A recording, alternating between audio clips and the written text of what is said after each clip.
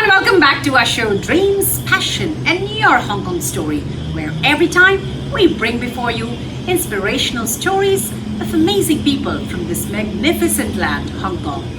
Today we have with us a very dynamic and successful woman entrepreneur, someone who's regarded as an authority in the field of finance industry, someone who's regarded as a power connector in the space of alternate investments. Let's meet Aradhana Gupta Dayal, CEO, Access Alt Asia.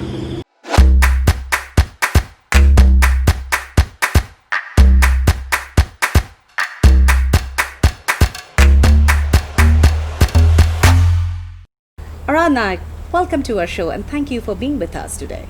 It's an absolute pleasure and absolute honor to be here, Jaya. Aradhana is a 22-year veteran of Asian financial markets and runs her family office out of Hong Kong. 3 years ago, she started her own business, Access Alt Asia. This is an exclusive investment club and has on its platform some of the top market funds, which includes PE funds, hedge funds, pension funds, family funds, and also a lot of future unicorns. The assets represented on her platform is US $2.1 trillion. We are speaking of 13-digit numbers here. The club has exclusive meets in Shanghai, New York City, London, Dubai, San Francisco, and also Hong Kong. Aradhana is also super active in a lot of philanthropic organizations, and particularly she runs, along with her children, Move for Migrants, which is a platform where they give structured aid to the students from the ethnic backgrounds and the minority community. Right. So how long have you been in Hong Kong? So, Jaya, I moved to Hong Kong 25 years back with my husband, and this is where I set up my first family office. Now, I had worked a little bit in India before, but if I have to say where I started my journey into the Asian financial markets, that definitely has to be Hong Kong. So did you start your Asian financial market experience, the work experience in Hong Kong? Very much so. I would say this is definitely the place where I started my journey into the markets from. I mean, you've been a veteran in Asian financial markets, but what motivated you to start your own business? Yeah, that's actually a very good question, Jaya. So I was just very fortunate that, when I started my journey 25 years back, looking at Asian financial markets, they were just at the point of the evolution. So I practically had a front row seat in watching them emerge from being emerging markets to the global financial powerhouse that they are today. So that was really one part of it, and that really gave me very unique insights into the landscape here, into how to look at investments, how to access some of the very below the radar, undiscovered investment ideas. That was one part of it. The other part was that over 25 years of my working and traveling, and as women we like to go out and meet people and network, I had developed a really strong network of global investors. Investors from the US, from Middle East, business families, institutional investors, all the guys who were early looking at Asia, and we had great relationships with them. Wow.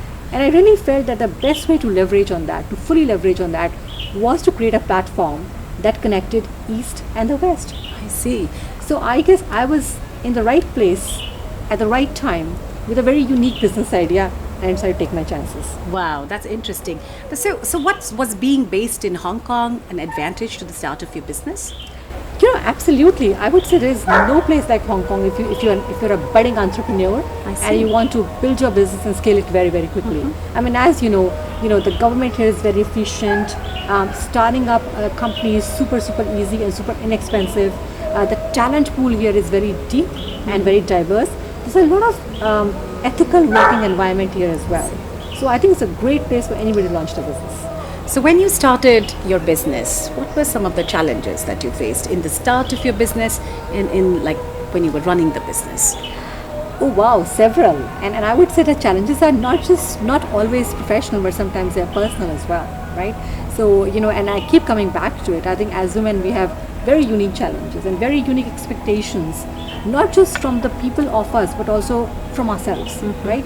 So on the professional front, of course, as I run a family office, and again, as I said, it's, typically I would walk into, a deal room or a cap intro room, and I would see these very tall men in grey suits, really.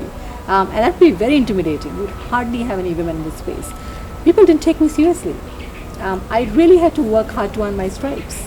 So I think from that perspective, it was a little challenging in the business in the beginning to kind of to have it take off.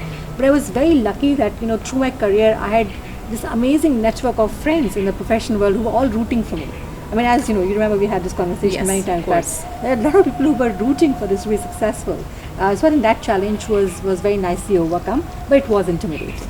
So as you are telling me that you faced sort of these kind of challenges because the profession was sort of very male dominated, what kept you going? What kept you, I mean, other than of course friends motivating you, but was there an inner encouragement or a drive like to get out there? What actually made you cross that barrier? That's a very good point. I had always wanted to build something of my own. I come from a business family. So my grandfather, so I had two sets of grandfathers, both very successful in their own way. My maternal side of grandfather built 16 businesses, one after the other. And each became, in that time, $1 billion business, started from scratch completely.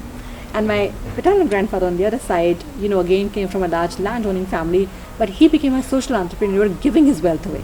I see. Right? So I always had it in me that I have to build something. But I guess till my kids were young and I was raising them, I didn't want to go out and do something so public and so global, right? But I think the turning point was when my kids became old enough. And as you know, Pradi, my older one, went to boarding school. Yes. And I think that was a time when I thought, okay, now is my time. Mommy's given 25 years of her life to raising the kids. Now is mommy's time. And what kept me going? You'll not believe it. It was 3 a.m. in the morning when I was just starting out. I was very nervous. Mm-hmm. I was going to have my club's first meet in New York. So that was it's a big center. All eyes were on us. We had a lot of investors coming, and I was very nervous. And I was sitting there thinking, oh my God, can I do it? Can I not do it? And Pradi, my older one, who I'm very close to, he's 20 now. He was 16 at that time.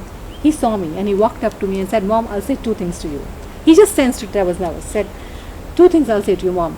Go into it like a man, and you'll be very successful. How wonderful. And that was it. Interesting. That made me cross the bridge. Wow. So you started Access Alt Asia, and it's an investment club and has all these great business mind, investment mind on the platform. Can you explain to the audience how relevant it is of having an investment platform like this for your investors or for the future unicorns? So Jaya, before I started Access Alt Asia, nothing like this existed. There was. I mean, as you know, Asian economies are transforming. There is huge digitalization. There is huge advent of internet. There are great business ideas. Asia has produced unicorn after unicorn in 5 years. Right? Mm-hmm. You look at Alibaba. We talk about Fingan, Good Doctor. Tencent Music, Gojek, Grab. So there's great stuff is happening in Asia, but there's not enough capital, right? Because historically, the big institutional capital pools or business pools have not been in Asia. Mm-hmm. That's in the West or in the Middle East, right? So that's one part of it. There's a lot of requirement for great capital to go on to build these emerging economies into great developed economies of tomorrow. And there's a lot of investment return also built in that because you're taking higher risk.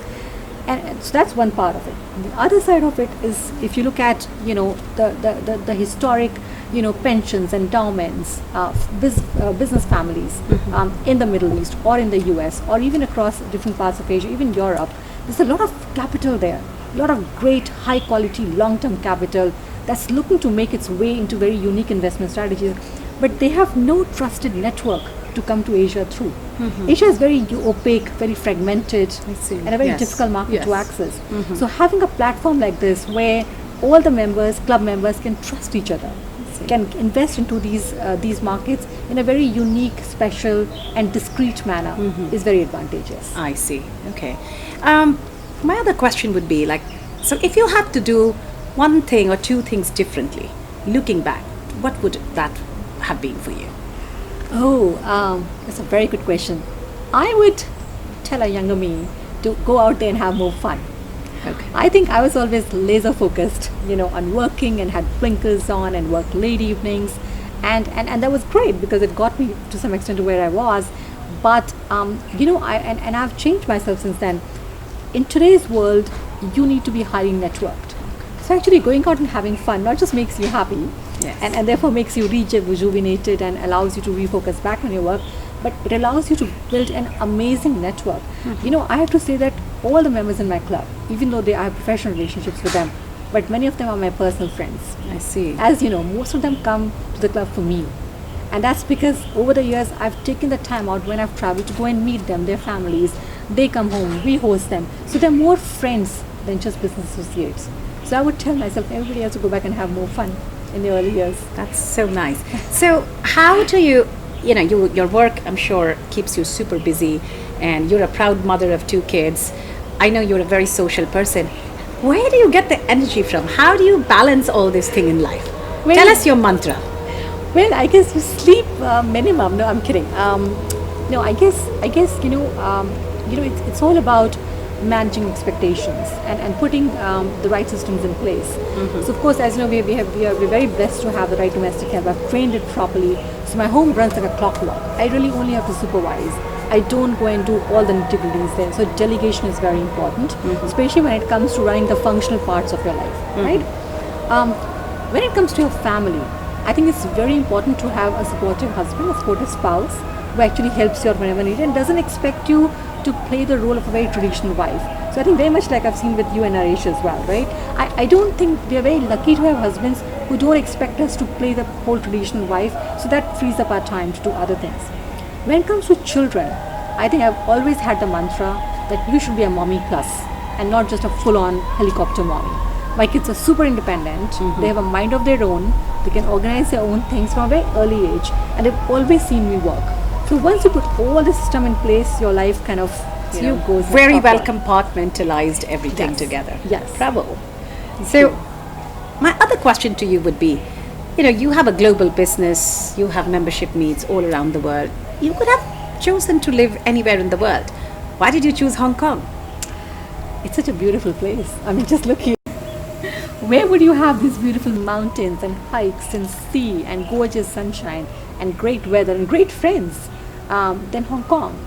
You look at, it's a great place to live in. If you're building a business like this, it's a very stressful life. A lot of people look at my life and say, oh wow, you're traveling everywhere. You're in Tel Aviv one day, you're in New York the other day, you're in Sydney the other day. How glamorous. But you know what, Jaya, it's an extremely stressful life. You know that, right? Yeah. I remember a time when right? You know what it's like. I remember a time when I walked out of an airport and actually walked out of the immigration of an airport, and 2 things happened. I gave the immigration officer my credit card instead of my ID card, because I'm so used to checking into hotels every day. And he started laughing. He said, traveling too much, huh? And I said yes. And then I came out on the same flight and could not figure out which conveyor belt, where I was coming from, so where my luggage was coming from. Wow. So it's very stressful. That's funny. So for 5 minutes I stood there zonk thinking, oh my god, which conveyor belt is my luggage? Where am I coming from? Forget about the luggage. So if you're leading that kind of a life with a global business, you want to come back to a place which is serene, which is peaceful, which is safe, which is well organized, and which has great friends. Hong Kong has wonderful international community. There is no place like Hong Kong, right? We have friends from everywhere, from the US, from Middle East, from Asia, from Europe. It's such a cosmopolitan place which does not judge you. It's a great place to base a global business in. Interesting. Wow. All right. Now that brings us to our fun round of the show. The rapid fire question. Are you ready for that? Do I get a hamper? Yes, you do. So we're going to hear Aradhana's Hong Kong story from her now. So question number 1. Aradhana's favorite fun activity in Hong Kong. Hiking, water sports, wining, dining, cultural event.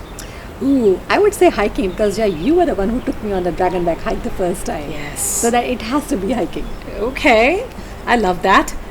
Your casual dining choice in Hong Kong. A local dim sum place, a casual Thai restaurant on a beach, one of the many local food stalls around Hong Kong, or a casual Italian eatery. Ooh, can I add one more option to it? Yes, sure. A fun, beautiful music, great sunshine, beach eatery. Okay. And there's so many of those in Hong Kong. Yes. And it doesn't matter what cuisine you're eating. I think Hong Kong has great cuisine everywhere, but one of my favorite places to go to, I don't know if you've done that, you should try the pancakes at the Classified in Repulse Way on weekends, breakfast. beautiful sunshine right on the sand, and just a great vibe of people, We'll having fun out definitely there. try that. Let's do that. Okay, Let's do that together. Yes, definitely. Okay, your preferred way to spend a day with friends or family in Hong Kong? Chile nunnery visit? Or a visit to the Jade Market? Or would you take tram on Tramoramic? Or is there something else that you like doing with friends or family other than these three that just came to my mind? Oh, these are all great options. I would combine the first two. I would definitely Chile visit nunnery. Chile nunnery, or Jade Market. Jade Market, exactly. Okay. We were just so the kids were back for Christmas recently, and taking a cue from your Facebook page post, Jaya. Really? We actually decided to go to Chile nunnery and also the 10,000 Buddhas monastery. Okay. It's just gorgeous. It is. In the hills. It's green. Very peaceful. Very unique cultural insight. And I would combine that with a trip with you, the Jade Market, later on buy some jewelry. So Oh, awesome. So with your hubby on a romantic date, what would be your preferred choice? I've listed three here. okay. Go to Lama Island and take a romantic stroll on the beach. Okay. Go to a fine dining place in Soho or Central. Or sit on a beachside restaurant on Pulse Shopping Complex in Repulse Bay. Ooh, so the Pulse I would do on the weekends, right? Hong Kong is so amazing because they have these little nooks and corners that are so undiscovered. So as you know, we live in Bel Air, and Yeah. right next to us is this very quaint jetty, Yeah. which has this amazing local ferry that goes to the other side of Lama Island. And you've got dogs and everybody, dogs, kids, local people. Believe it or not, and my husband will not agree with me, but my idea of a romantic date would be to sit on that, go on a local ferry, go to an undiscovered beach, and have a lazy stroll there. And Wow. maybe take a How picnic lunch. romantic. Wow, that's very romantic. We didn't know that romantic side of yours, Radhna. Anyway, so this brings us to the last round of our show, which is the closing question. What are you most proud about being a Hong Konger? That's a very good question. I'm just proud about the amazing integrity that the people of Hong Kong exhibit in every way. You know that we've had some trying times in the past 6 months. But you know what? In the 6 months of those very trying times, not a single shop was looted for the purpose of being looted. Not a single girl was molested. Not a single, untoward incident happened that was not supposed to happen. There were a couple of times that a couple of properties were destroyed that were not meant to be, and there was a sorry note on it. That's the level of integrity you would not find anywhere, and that's what makes Hong Kong unique. Awesome. So if you have to tell the global business leaders or the policymakers, but why should they engage with Hong Kong, what would you tell them? I would say that Hong Kong is going through a phase of change, and that's a good thing. Every city, country, civilization needs to evolve and turn into a better self of itself. So don't be afraid of what's going on in Hong Kong. Think of it as an opportunity. Hong Kong is going to come out stronger than anywhere else. Look around Asia. There is no other place. Asia is the place to be, really. Everybody needs to build businesses here and access Asia in some way or the other. And there is no other place like Hong Kong which has such excellent legal, judiciary, financial, open capital markets, talent pool, and just a great place to live in. There's no place like Hong Kong. Hong Kong is going to come back big time, so watch out, continue to believe in Hong Kong, and in fact double down your efforts here. Wow. And what would you tell the 7 billion people of the world, if you're traveling, if you're on vacation, why should they come, visit, and choose Hong Kong as a place to work? For very much the same reasons. I think that there is absolutely no other financial center that offers the kind of lifestyle, the kind of security, the kind of future prospects, and just a fabulous family life for you and your children. So absolutely come to Hong Kong, make it your home. You are not going to go back. That's brilliant, Radhna. So much positivity out there. Thank you so much for coming to our show. Thank you, Jay. I truly enjoyed being here. Stay tuned for our next episode of Dreams, Passion, and Your Hong Kong Story.